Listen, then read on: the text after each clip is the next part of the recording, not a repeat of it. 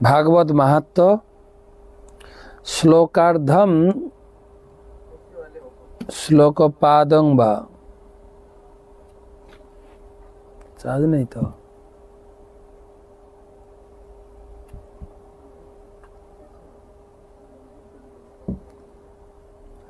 श्लोकार्धम श्लोकपादं वा नित्यं भागवतद् भवम् पठस्स सम्मुखे नैव यदिच्छसि पराम गतिम। যদি আপনার পরম গতি লাভের ইচ্ছা থাকে তবে ভাগবতমের একটি শ্লোক, অর্ধ শ্লোক বা এক চতুর্থাংশ শ্লোক প্রতিদিন পাঠ করবেন। তো আমাদের আলোচনা ত্রয়োবিংশতি শ্লোক থেকে।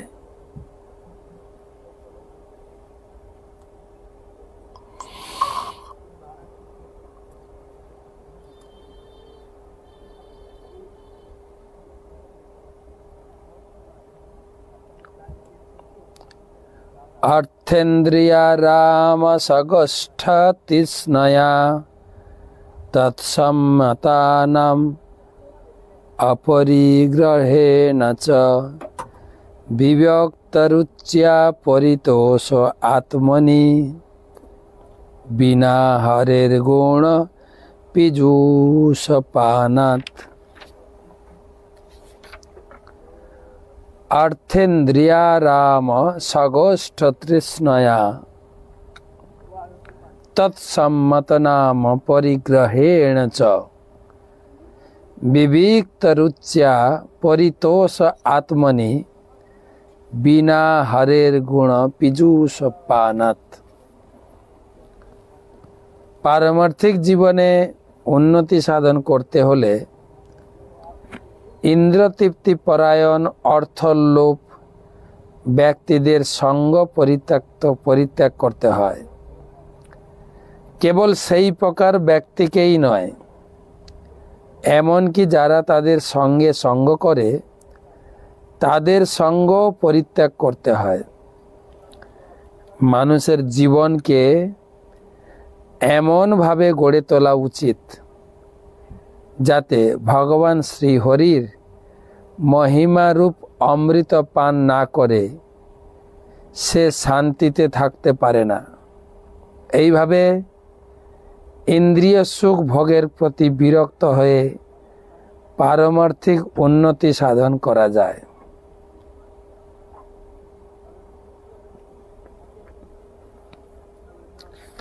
तो एर आगे आलोचना करा हयेछिल जे भक्ति जीवनेर लक्षण होच्छे जिज्ञासा, प्रश्न जिज्ञासा,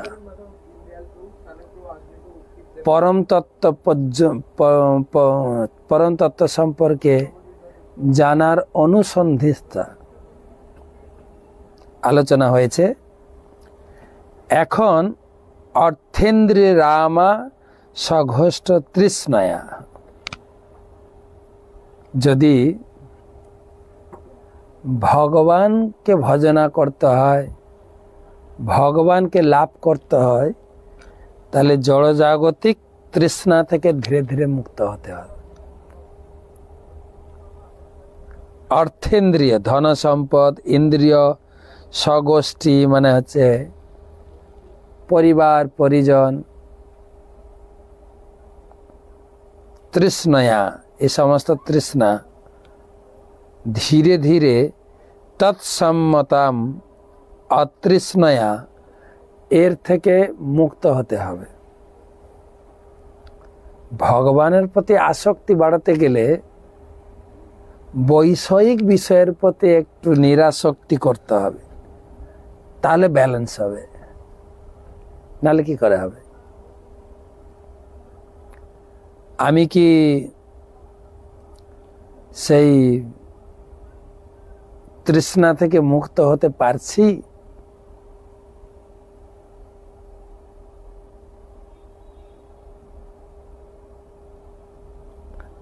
अतृष्णया तत्सम्मतां परिग्रहणेन च अपरिग्रहणेन विविक्त रुच्चा परितोष आत्मनि विनय हरेर गुण पीयूष पान। আর এই বিষয় তৃষ্ণা আমাদের কি করে আসবে না, বলা আছে যখনই বিষয় তৃষ্ণাটা আসবে কখন না, যখন ভোগের স্পৃহাটা চলে যাবে। ভোগের স্পৃহা, আর ভোগের স্পৃহা যাবে কি করে সেটা সম্বন্ধে বলছেন। বিষয়া বিনির্বর্তন্তে নিরাহারস্য দেহিন রসবর্জম রসপস্য পরম দুষ্টুয়া নিবর্ততে।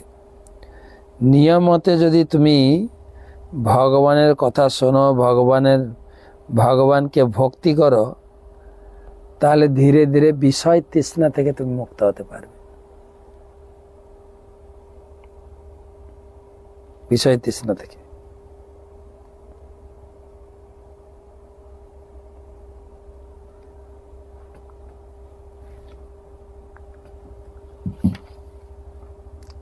বিনা হরের গুণ বিজুসলাল বলছেন উচ্চতর সাত ভগবানের সেবা রূপ যে আনন্দ, সেই আনন্দ প্রাপ্তি হলে জড়জাগতিক এই তুচ্ছ সুখ তুমি ভুলে যেতে পারবে। সেটাই বলছেন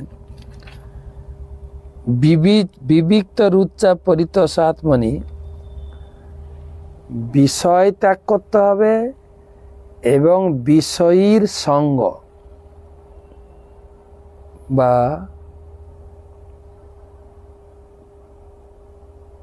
অসৎসঙ্গ ত্যাগ, এই বৈষ্ণব আচার।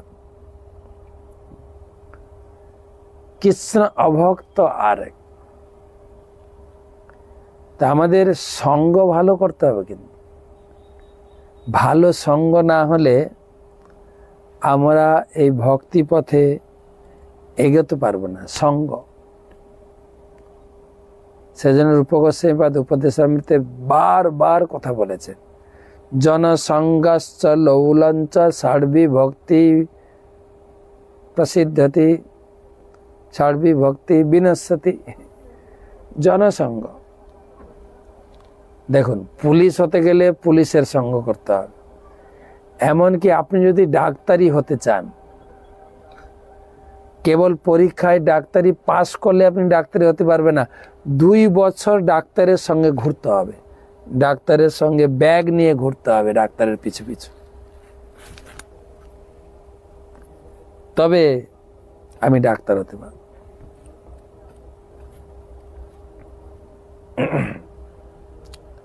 তো ডাক্তারের সঙ্গে করলে ডাক্তার, পুলিশের সঙ্গে করলে, সেরকম ভক্ত, ভালো ভক্ত হতে গেলে, ভালো ভগবানের ভক্তি করতে গেলে ভালো ভক্ত সঙ্গ করতে হবে। অর্থেন্দ্রিয় রামা সগোষ্ঠ তৃষ্ণা। তাই এখানে বলছেন, এই দুটো শ্লোকের অনেক বড় বড় তাৎপর্য।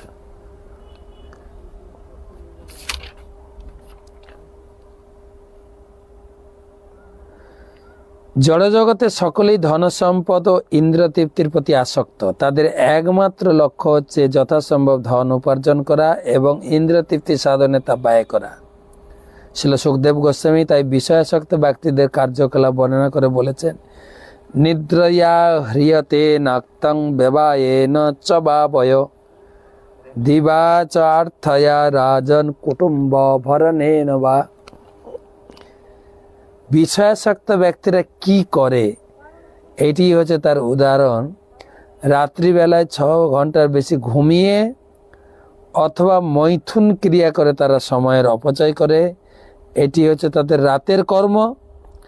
আর দিনের বেলা তারা অফিসে বা ব্যবসা স্থানে গিয়ে অর্থ উপার্জনের চেষ্টায় ব্যস্ত। তাদের সময় কোথায় ভক্তি করার? দিনে অর্থ উপার্জন, লক্ষ্য হচ্ছে কুটুম্ব ভরণে নেবা, নিদ্রয়া হরিয়াতে নক্তং ব্যবায়েন চবাবয় দিবাচ অর্থয়া রাজন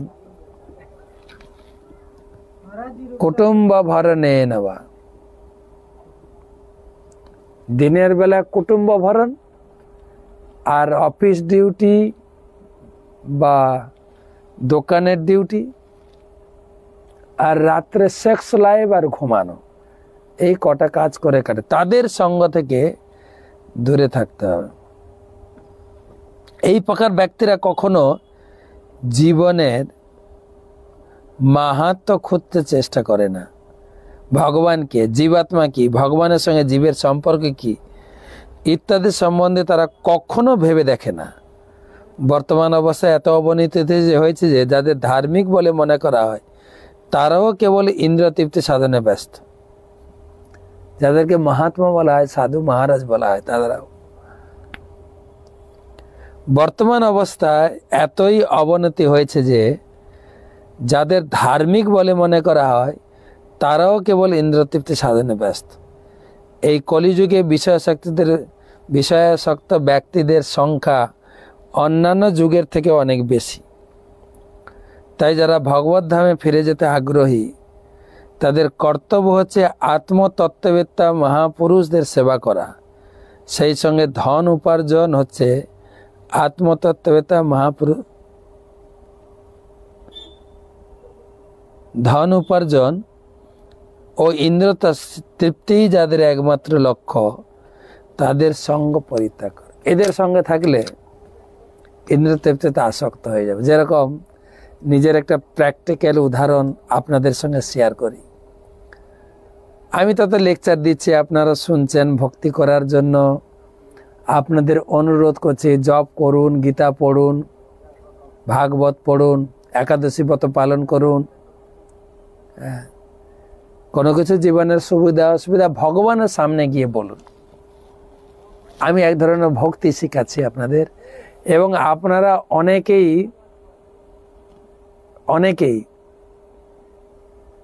আপনাদের মতামত ব্যক্ত করেন যে হ্যাঁ মহারাজ ক্লাস খুব ভালো, আপনার ক্লাস শুনে আমরা ভক্তিযোগ শুরু করে দিয়েছি। আমি যে ভক্তি জীবনে এসে কেবল আপনার অনুপ্রেরণা, আপনার ক্লাস শুনে, অনেকে বলেন। কিন্তু কয়েকদিন আগে আমি গুরু মায়ের সঙ্গে ছিলাম, তো একজন ভালো ডাক্তার এসেছিলেন। তো আমাদের গুরু মহারাজকে দেখলেন, তারপরে আমাদের যারা গুরু মহারাজের সেবক টিম আছেন, বেশ কয়েকজন ভক্ত আছে, তারা বলেন মহারাজ চলুন একটু ওই ডাক্তারের কাছে যাই, একটু কনসাল্ট করি। আমি বললাম না, আমি ঠিক আছি, এখন ভালো আছি, ঠান্ডার দিন ভালোই কাটছে, তো আমি যাবো না। চলুন একসঙ্গে যাই। তো আমরা প্রায় 6 জন গেছিলাম। ডাক্তার যা লেকচার দেওয়া শুরু করলো, আপনাদের ত্যাগের জীবন, আমার কাছে ওষুধ খেতে গেলে আপনাকে এই ডায়েট ফলো করতে হবে, ঠিক আছে, এটা খেতে পারবেন না, ওটা খেতে পারবেন না। তো গুরু মহারাজ বললেন, কিন্তু কোনো ভক্ত যদি বানিয়ে আমার কাছে নিয়ে আসে, গুরু মহারাজ আপনি নিজে হাতে আপনার জন্য এই আইটেম বা পদটি বানিয়েছি, আপনি গ্রহণ করুন। তো আমি তো ত্যাগ করতে পারবো না, আমি তো গ্রহণ করব। তখন ডাক্তার বলছে না, যদি আমার ওষুধ খান তাহলে আপনি এটা গ্রহণ করতে পারবেন না, আগে শরীর ঠিক রাখতে হবে। আপনাদের ত্যাগের শরীর, লোভ বশত এইসব খাওয়া দাওয়া কিসের? আমরা গৃহস্থ লোক, আর আপনাদের গায়ে রয়েছে ত্যাগের পোশাক। যদি ইন্দ্র সংযম করতে না পারেন তাহলে ত্যাগের পোশাক পরে কি লাভ? ও লেকচার দেওয়া শুরু করলো ডাক্তারের লেকচার শুনে আমরা হচ্চকে গেলাম। আমরা লেকচার দিই লোককে, ডাক্তার তো আমাদের পড়াচ্ছে। শরীর ভালো রাখতে হবে, শরীরই মন্দির, শরীর না ঠিক থাকলে আপনি ভজন করবেন কি করে। তো সেই জন্য আপনাদেরকে এই ডায়েট ফলো করতে, এগুলো ত্যাগ করতে হবে। আপনাদের তো ত্যাগের জীবন। আমি জাস্ট বুঝাতে চাইছি, ডাক্তারের চেম্বারে ঢুকে আমরা হচ্চকিয়ে গেলাম, দেহাত্ম বুদ্ধিতে চলে এলাম। হ্যাঁ, শরীর ঠিক রাখতে হবে, শরীরের জন্য সময় দিতে হবে, হ্যাঁ, ব্যায়াম করতে হবে, মর্নিং ওয়াক করতে হবে, একটু নাক টিপি ফুসফাস করতে হবে সকালবেলা। আমি তখন তাকাচ্ছি, আমি হিসাব করে দেখি যে না, আমাদের সময় খুব কম। খুব তাড়াহুড়া করে আমরা ষোলমালা জপ, সকালে মঙ্গল আরতি করা, জপ করা, গ্রন্থাদি অধ্যয়ন, ক্লাস, সেবায় না। উনি এমনভাবে লেকচার দিলেন, আমরা শরীর ধারণায় প্রভাবিত হয়ে গেল। হ্যাঁ হ্যাঁ, ঠিক ঠিক ঠিক ঠিক, ডাক্তার ওষুধ খেতে হবে, ডায়েট মানতে হবে, এই করতে হবে, এই করতে হবে। আমি জাস্ট বুঝাতে চাইছি, যার সঙ্গ করবে সেই রকম প্রভাবিত হয়ে যাবে। ডাক্তারের সঙ্গে গিয়ে শরীর ভাবনায় একদম প্রভাবিত হয়ে গেলাম কিছুক্ষণ, না আমাদেরকে টাইম মতো এ করতে হবে, এটা করতে হবে, করতে হবে। তো সেটাই সনত কুমার জি শেখাচ্ছেন, আপনি কি হতে চাইছেন সেই রকম সঙ্গ করতে হবে, সেই বিদ্যা। কখনো কখনো আমরা অল্প শিখে কেটে পড়ি, আর আমার হয়ে গেছে, আর কি ঠাকুর পূজা করবো, নাম জপ করব। সারা জীবন শিখতে হবে, সারা জীবন। আমাদের ছোটবেলায় একটা কথা আমরা প্রাইমারি স্কুলে শিখেছিলাম, যতদিন বাঁচি ততদিন শিখি। এক ডাকু গুরুদেব ছিল, ডাকু মানে ডাকাতদের গুরুদেব। সে কিভাবে ডাকাতি করতে হয় সেরকম সব 8 কলা সব শিখাতো।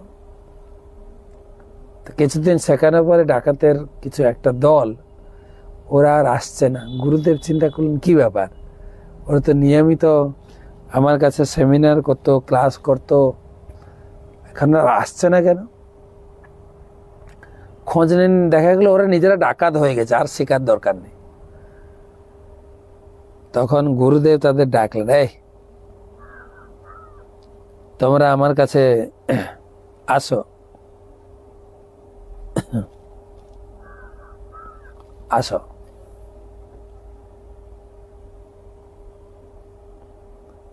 তো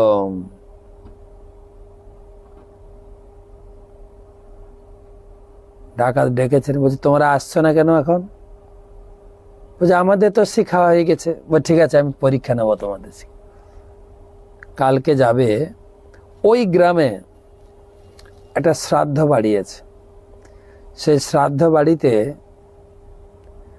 ব্রাহ্মণ অনেক উপহার পাবে, তার সঙ্গে একটা ছাগল উপহার পাবে। হ্যাঁ, অনেক জায়গায় আছে না গো দান করা হয়, এখানে ছাগল দান করবে। তো তোমরা 4 জন সেই ব্রাহ্মণের কাছ থেকে ছাগলটা আমাকে এনে দিতে হবে, চুরি করবে না, চাইবেও না, চুরিও করবে না, জোর করে নেবও না, যেভাবে ছাগলটা আনতে হবে, এই 3টা জিনিস বাদ দিয়ে। এরা বলছে আমরা তো চুরি বিদ্যা ছাড়া কিছু চিনি না, বা ছিনতাই করে নেবছে না, ছিনতাই করবে না, চুরি করবে না, এবং ভিক্ষাও মাগবে না, কিন্তু ছাগলটা আমার চাই। এরা বলছে গুরুদেব এই বিদ্যা তো শিখি নাই, তাহলে অনেক শিক্ষা বাকি আছে না, আসতে হবে না তোমাদের? তখন বলছে তোমার 4 জন 4টা মোড়ে দাঁড়াবে, ঠিক আছে? ব্রাহ্মণ যখন দক্ষিণা পেয়ে ছাগলটা নিয়ে কোলে করে নিয়ে আসবে, বা দড়ি ধরে খিঁচতে খিঁচতে নিয়ে আসবে, তখন প্রথম জন বলবে, এ কি ব্রাহ্মণ ঠাকুর, আপনি একটা কুকুরকে দড়ি দিয়ে বেঁধে নিয়ে যাচ্ছেন, বা বলে কুকুরকে কোলে তুলেছেন, আপনি না ব্রাহ্মণ, কুকুরকে টাচ করলে স্নান করতে হয়। সে হয়তো বলবে, দেখ তুমি দেখতে পাচ্ছ না এটা ছাগল, কুকুর বলছে কেন? আরে আপনার মাথা ঠিক আছে, ধরেছেন কুকুর, বলছেন ছাগল, ও বলে কয়ে চলে গেল। দ্বিতীয় মোড়ে আরেকজন, হাই হাই হাই, ছি ছি ছি, আরে ব্রাহ্মণ ঠাকুর আপনি কুকুরকে ধরেছেন, সে কি? হ্যাঁ, আপনার কাছ থেকে তো এসে আশা করা যায় না। কি করে আপনি কুকুরকে টাচ করছেন, কি করে ধরেছেন? আমি তো ছাগলের কুকুর বলছে কেন? তৃতীয় ব্যক্তি যখন ওখানে গেছে, সে তো আরো হায় হায় করছে, হা হা হা, কি কলিযুগ হলো দেখো। হ্যাঁ, ব্রাহ্মণ সে গট পূজা করবে, ঠাকুর পূজা করবে, নাকি সে কুকুর চড়াচ্ছে? ছি। হ্যাঁ, ব্রাহ্মণ হচ্ছে সূচি, এ মুচির কাজ করছে কেন? কুকুর নিয়ে হাঁটছে। ঠাকুর মশাই, আপনার মাথা ঠিক আছে তো? তো চতুর্থ লোকটি বলছে, সে কি ঠাকুর মশাই? হ্যাঁ, লাস্টে আপনাকে এই কুকুরটা গিফট দিল? হ্যাঁ, যা ঠকানো আপনাকে ঠকিয়েছে। এ বেচারা প্রথম থেকে শুনে আসছে, এত বিরক্ত হয়ে গেছে। আরে দূর, ছাগলটা কখনো ছেড়ে চলে গেলেন। আর এরা চারজন ছাগলটা নিয়ে এসে গুরুদেবকে উপহার দিল। আমি যা বুঝাতে চাইছি, সেই রকম ব্যক্তির সঙ্গ করতে হবে ভক্তি জীবনে এগাতে গেলে, এবং সারা জীবন সঙ্গ করতে হবে, সারা জীবন। কেবল নিষ্ক্রিয় হলে অথবা বিষয়াসক্ত ব্যক্তিদের সঙ্গ ত্যাগ করলেই হবে না, যথাযথ ভিত্তিতে যুক্ত হওয়া অবশ্য কর্তব্য। আমি অন্য সঙ্গ করব না সেটা ঠিক আছে, কিন্তু কারো না কারো সঙ্গ করতে হবে তো। কমপক্ষে ভালো সঙ্গ করুন। কখনো কখনো দেখা যায় পারমার্থিক উন্নতি সাধনে আগ্রহী ব্যক্তিরা বৈষয়িক ব্যক্তিদের সঙ্গ ত্যাগ করে নির্জন স্থানে যায়, যা যোগীদের ক্ষেত্রে বিশেষভাবে অনুমোদন করা হয়েছে। কিন্তু তাও পারমার্থিক জীবনে উন্নতি সাধনে সহায়ক হবে না, কারণ অনেক সময় দেখা যায় যে এই প্রকার যোগীদের অধঃপতন হয়। ভগবানের সেই পাদপদ্মে আশ্রয় গ্রহণ না করার ফলে জ্ঞানীরাও অধঃপতিত হয়। নির্বিশেষবাদী অথবা শূন্যবাদীদের জড়জগতের সঙ্গ ত্যাগ করতে পারে, কিন্তু তারা ভগবানের সেবায় যুক্ত না হওয়ার ফলে চিন্ময় স্তরে স্থির থাকতে পারে না। ভাগবত ভক্তির স্তর শুরু হয় ভগবানের মহিমা শ্রবণ করার মাধ্যমে। সেই কথা এই শ্লোকে বলা হয়েছে, বিনা হরের গুণ পীযূষ পানাৎ। ভগবানের সেবায় যুক্ত না হলে আপনি জড় সঙ্গ ত্যাগ করতে পারবেন না।